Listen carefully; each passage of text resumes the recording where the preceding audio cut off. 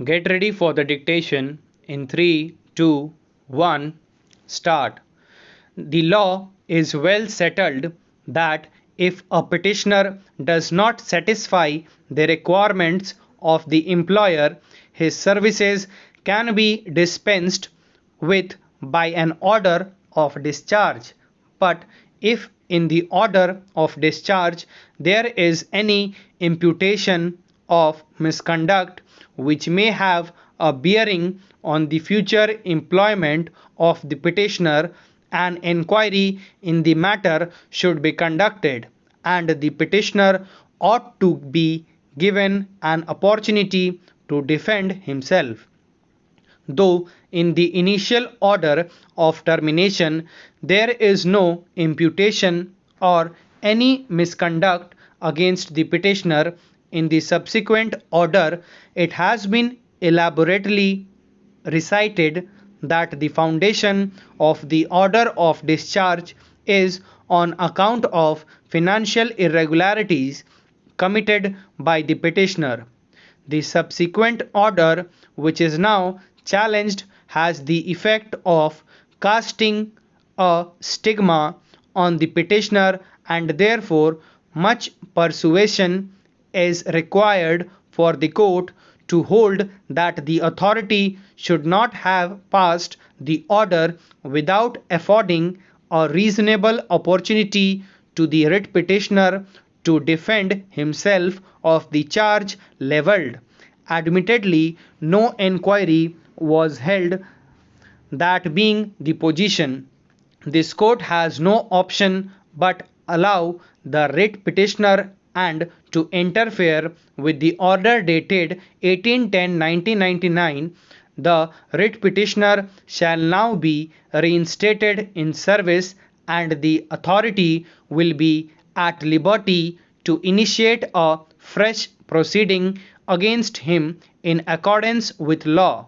The question of the entitlement of the writ petitioner to any back wages will be considered by the authority in accordance such norms as may be in force. The question whether the termination of service is simpliciter or punitive has been examined in several cases. An order of termination simpliciter passed during the period of probation has been generating undying debate. The recent two decisions of this court, after survey of most of the earlier decisions touching the question, observed as to when an order of termination can be treated as simpliciter and when it can be treated as punitive, and when a stigma is said to be attached to an employee discharged during the period of probation. The learned counsel on either side referred to and relied on these decisions either in support of their respective contentions or to distinguish them for the purpose of application of the principles stated therein to the facts of the present case. After referring to various decisions, it was indicated as to when a simple order of termination is to be treated as founded on the allegations of misconduct, and when complaints could be only as a motive for passing such a simple order of termination.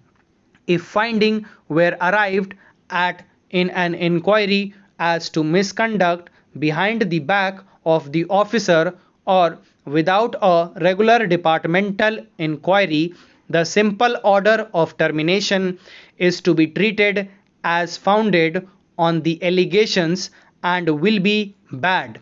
But if the inquiry was not held, no findings were arrived at, and the employer was not inclined to conduct an inquiry, in such a circumstance the allegations would be a motive and not the foundation, and the simple order of termination would be valid. From a long line of decisions, it appears to us that whether an order of termination is simpliciter or punitive has ultimately to be decided having due regard to the facts and circumstances of each case. Many a time the distinction between the foundation and motive in relation to an order of termination either is thin or overlapping.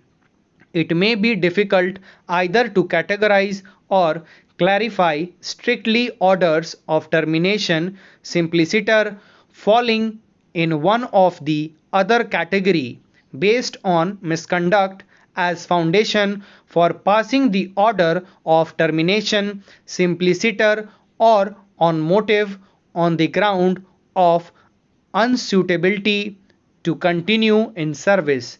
In any event, the respondent is in service now.